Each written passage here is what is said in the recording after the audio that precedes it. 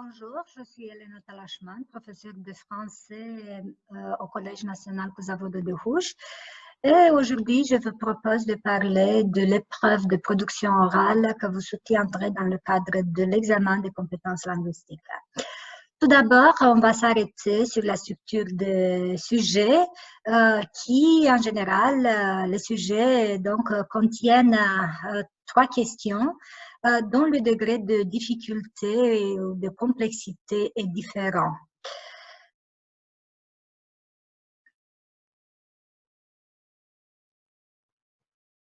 On a une première question qui est assez simple à aborder. Elle correspond au niveau 1 du cadre européen commun de référence des langues étrangères. Une question à laquelle vous devrez répondre ponctuellement, c'est-à-dire en attendant une réponse courte, visant par exemple les préférences en matière de sport, loisirs, lieux fréquentés, l'univers scolaire ou personnel. La deuxième question sur votre sujet d'examen, un degré de complexité plus grand, elle correspond au niveau A2-B1 et exige une réponse plus développée. Il s'agit le plus souvent de raconter en fait un événement, de décrire une situation ou de donner un point de vue sur un concept, une valeur, une situation de vie, en donnant des exemples précis. Mais c'est le sujet numéro 3 qui pose le plus souvent des problèmes aux élèves parce qu'il s'agit d'une argumentation assez complexe, sujet correspondant au niveau B2 du cadre européen commun de référence des langues étrangères. Il s'agit d'un monologue suivi au cours duquel vous présenterez la problématique de la consigne et vous donnerez votre opinion. Une interaction prolonge ce monologue, interaction pendant laquelle vous serez amené à débattre avec l'examinateur et à réagir de manière spontanée à ses déclarations ou à ses arguments. Vous devrez présenter un point de vue clair en mettant en évidence des éléments significatifs et des exemples pertinents, de confirmer et énoncer vos idées, d'apporter des précisions, de marquer clairement les relations entre les idées. Vous devrez aussi vous interroger sur les causes, les conséquences, les situations hypothétiques qui dérivent de la problématique proposée, et réagir aux arguments et aux déclarations de l'évaluateur pour défendre votre position. Pour ce faire, il faut prendre en considération quelques conseils.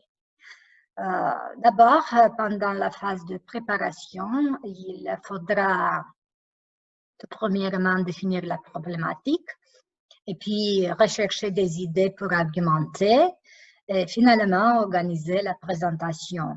En fonction de vos convictions, vous pouvez choisir d'être pour ou contre, d'exposer les avantages et les inconvénients de la problématique proposée, d'analyser la situation, c'est-à-dire d'identifier les causes et les conséquences, les problèmes et les possibles solutions. Vous pouvez aussi, en plus, faire l'inventaire des problèmes en mettant en évidence des aspects économiques, culturels ou politiques. Les trois étapes de votre exposé devraient être la présentation ou la définition de la problématique, la présentation des arguments et finalement, n'oubliez pas de faire un bilan. Pour mieux exemplifier aujourd'hui, j'ai invité Denise qui va jouer le rôle de la candidate. On suppose qu'elle a déjà tiré au sort le billet de l'examen et a eu le temps de se préparer. Bonjour Denise, tu es prête? Bonjour madame, bien sûr. Bon, on peut commencer. Quelle est la première question? Quels sont les défauts que vous détestez chez une personne? À mon avis, l'arrogance, la malhonnêteté, le manque de responsabilité et de maturité sont certainement les principaux défauts que je déteste chez une personne. Bon, très bien. La deuxième, tu peux continuer. Les gens s'intéressent-ils à la mode? Ont-ils un code vestimentaire spécifique? Détaillez votre réponse. La mode est la façon de s'habiller sous tous les aspects, représente une manière d'exprimer nos sentiments, notre vision du monde, tout comme de faire connaître notre position sociale, notre pouvoir et nos préférences. Je pense que la mode signifie beauté, bon goût, moyen de communication, d'intégration et d'appartenance à un groupe. Bien que personne qui a la mode démontre qu'il a suffisamment d'argent pour s'intéresser aux dernières tendances et pour s'imposer devant les autres, je considère que toute personne, quelle que soit sa position sociale et l'argent qu'il investit dans les vêtements, peut être à la mode. En effet, les vêtements proposés apparus sur le marché sont tous à la mode. Et la mode est donc imposée par la société de consommation. Tout le monde dit que pour pouvoir être à la mode, il faut avoir de l'argent pour s'acheter des vêtements et tout ce qui en dérive. On n'a pas tous des ressources financières nécessaires pour se permettre un tel investissement qui s'avère un véritable luxe parfois. De ce point de vue, acheter les produits qui sont à la mode ne signifie pas qu'ils sont automatiquement les plus appropriés pour chaque type de physique, personnalité ou occasion. Il faut donc éviter d'acheter un objet seulement pour être à la mode. Une personne peut avoir un style propre développé au fil du temps et en fonction de la période qu'elle traverse dans la vie. Un style qui reflète sa personnalité, son état d'esprit. C'est la mode qui devrait être adaptée au style qui est unique, définitoire. Les ados, peut-être, sont les personnes les plus branchées, celles qui s'intéressent les plus aux tendances. Leur code vestimentaire suggère l'indépendance, l'enthousiasme et peut-être l'appartenance à un groupe, le style musical préféré ou l'attitude de rébellion qui les caractérise. En guise de conclusion, la mode signifie tendance, évolution, nouveauté, mais en même temps uniformisation. C'est le style qui fait la différence. Être à la mode pourrait coûter une fortune si on prend en considération les vêtements de marque ou de haute couture. Bon, très bien, merci Danis. Maintenant, le troisième sujet qui est le plus complexe, tu dois faire attention à l'argumentation que tu vas présenter maintenant. Oui? Oui. La violence et le harcèlement au milieu éducatif est une réalité qui prive quotidiennement des millions d'enfants et de jeunes de leurs droits humains fondamentaux à l'éducation. Êtes-vous d'accord avec cette affirmation? Donnez une réponse structurée et argumentée. Les enquêtes les plus récentes montrent que les actes de violence sont encore en vigueur au sein des établissements scolaires. Mais les causes de ces actes divergent d'un milieu à l'autre, ce qui obsède incessamment l'esprit des gens qui veillent sur le domaine éducatif, les incitant ainsi à rechercher des solutions susceptibles d'éradiquer cette calamité, pour ainsi dire. D'abord, il faut attirer l'attention sur le fait qu'un milieu familial sain, favorable, occupe un lieu essentiel dans le développement harmonieux des jeunes. Malheureusement, de nos jours, on se confronte de plus en plus de situations difficiles, comme par exemple les parents partis à l'étranger, divorcés, dénaturés ou violents, enfants élevés par leurs grands-parents, la pauvreté ou d'autres situations qui favorisent les comportements violents des jeunes à l'école et la délinquance juvénile. En outre, l'absence ou le non-fonctionnement des structures démocratiques, remplaçant la concertation et le dialogue, et même souvent les élèves à trouver d'autres voies pour se faire entendre. Enfin, la surcharge démesurée des classes en garde de la violence, étant donné que les circonstances déplorables dans lesquelles étudient les élèves ne permettent guère de s'harmoniser avec une ambiance scolaire normale, si bien que l'intolérance et l'incivilité règnent en maître. D'ailleurs, certains adolescents exploitent cette surcharge démesurée et croissante pour s'affranchir de toutes les limites et affirmer leur volonté. Ils se transforment ainsi en provocateurs intolérables, de véritables harceleurs. Le harcèlement se définit comme une violence répétée qui peut être verbale, physique ou psychologique. Cette violence se retrouve particulièrement au sein de l'école. C'est le fait d'un ou de plusieurs élèves à l'encontre d'une victime qui ne peut pas se défendre. Plus précisément, lorsqu'un enfant est insulté, menacé, battu ou bousculé, ou reçoit des messages injurieux à répétition, on parle donc du harcèlement. Pour comprendre ce phénomène qui touche de plus en plus de gens, on doit connaître ses causes, ses formes et ses particularités.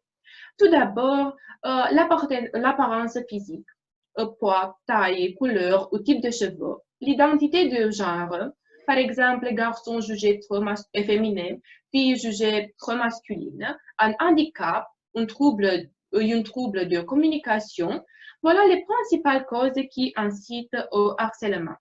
Aussi, il prend plusieurs formes. Premièrement, c'est le harcèlement scolaire, caractérisé par la répétition, le rapport de domination et l'intention de nuire. Dans le phénomène de harcèlement, la violence est répétée, reproduite sur une longue période.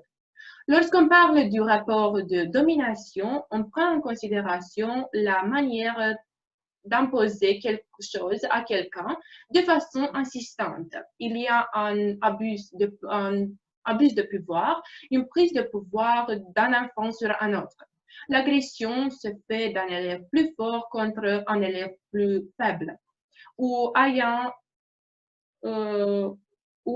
des difficultés à se défendre dans des situations, ou d'un groupe contre un élève isolé, ou encore des élèves plus âgés contre des plus jeunes. Quant à l'intention de nuire, on fait référence au jeu qui n'est pas au départ malveillant ou blessant. Le devient lorsque le processus s'installe dans la durée. L'agresseur a l'intention délibérée de nuire, même s'il prétexte presque toujours que c'est un simple jeu ou que c'est pour rire. Deuxièmement, on doit savoir que le harcèlement ne s'arrête plus aux grilles de l'école. Le cyberharcèlement est un nouveau phénomène qui monte en puissance.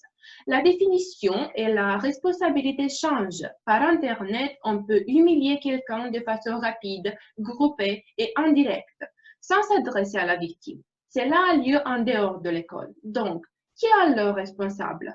Cette nouvelle tendance démultiplie dangereusement les possibilités de harcèlement, mais également l'impact dévastateur sur la victime. Comment doit-on prévenir ou lutter contre le harcèlement à l'école? Pour réduire le risque de harcèlement scolaire, de nombreuses campagnes de prévention ont été mises en place. Ces dernières s'adressent à toutes les personnes concernées. Elles encouragent les élèves à parler des violences qu'ils subissent dans leur établissement scolaire. Elles aident les parents à reconnaître les signes du harcèlement à l'école. Elles incitent l'ensemble des élèves à dénoncer les violences dont ils sont témoins et elles forment les professionnels de l'éducation à identifier et agir en cas de harcèlement. En effet, quelles sont les conséquences de ce phénomène? La perte de l'estime de soi, le désinvestissement scolaire, les maladies psychologiques, les difficultés de sommeil, l'absentéisme, la dépression, les cauchemars, les lésions physiques pouvant conduire jusqu'au suicide de la victime. En conclusion, le harcèlement représente un véritable danger pour les enfants. Cela impacte leur scolarité comme leur vie. À tous les niveaux, il est essentiel d'agir afin d'aider les victimes comme les autres à retrouver l'équilibre. Bon, merci Denis, c'est très bien. J'ai quelques questions pour toi aussi. Dis-moi, s'il te plaît, as-tu jamais assisté à un épisode de harcèlement dans ton école ou dans ton groupe d'amis peut-être? Et si oui, comment as-tu réagi et quels ont été les sentiments que tu as éprouvés? Je crois qu'il est presque impossible de ne pas assister au moins à un épisode de harcèlement pendant les années de l'école. Le lieu qui représente, à mon avis, le nid des moqueries, des mensonges, des incivilités, des méchancetés. Pourquoi? Car l'adolescence constitue la plus difficile, compliquée, complexe, définitoire période de la vie humaine, pendant laquelle on forme son caractère, sa vision sur le monde, ses principes. Les jeunes feraient tout ce qui est possible pour attirer l'attention, pour être populaire, pour gagner la sympathie des autres. Par exemple, il y a quelques mois, je me suis confrontée à une situation tout à fait difficile. Pendant une récréation, une fille de 11e, une de mes amies, est venue en criant dans ma salle de classe et m'a imploré de l'aider. Elle m'a immédiatement tout raconté. Quelques semaines auparavant, l'un de ses collègues a lancé toutes sortes de rumeurs à son égard. Il a créé aussi un site internet sur une fausse identité où il a publié des photos avec la jeune fille en faisant des blagues qui incitent les autres à s'en moquer. C'était inacceptable et j'ai essayé de la rassurer et je lui ai proposé d'aller chez la directrice. En premier instant, elle a complètement refusé, mais j'ai réussi à la convaincre après tout. C'est une longue histoire, mais bien sûr que Madame la directrice a résolu la situation.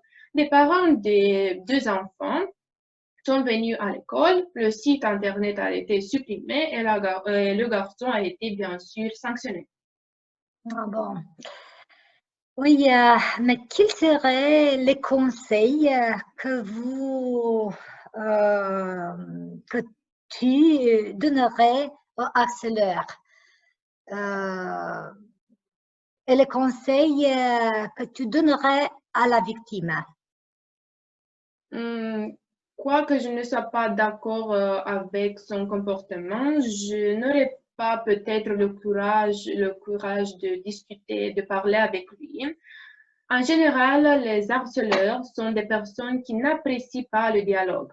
Mais je parlerai peut-être avec la victime et je lui conseillerais de tout raconter à ses parents, les personnes qui sont, à mon avis, toujours près de nous et qui veillent au bien-être de leurs enfants. Bien sûr, elle peut appeler aussi un spécialiste ou parler avec ses professeurs ou avec le directeur peut-être. Oui, je suis d'accord avec toi. Est-ce que tu considères qu'une victime du harcèlement pourrait-elle devenir à son tour harceleur à un moment donné? Certainement, il y a malheureusement dans la société d'aujourd'hui beaucoup d'enfants abusés par leurs parents ou par des membres de la famille élargie. À mon avis, le harcèlement est un phénomène qui incite à la haine. Donc, une victime de harcèlement soit voudra se venger de toute façon en devenant un harceleur à un moment donné, soit elle essaiera d'aider d'autres victimes. Ça dépend peut-être de son éducation, son caractère, ses principes. Oui, donc malheureusement, la violence fait partie du quotidien et il faut apprendre à la gérer. Bonne chance à tous. Au revoir. Au revoir, Denise. Au revoir, madame.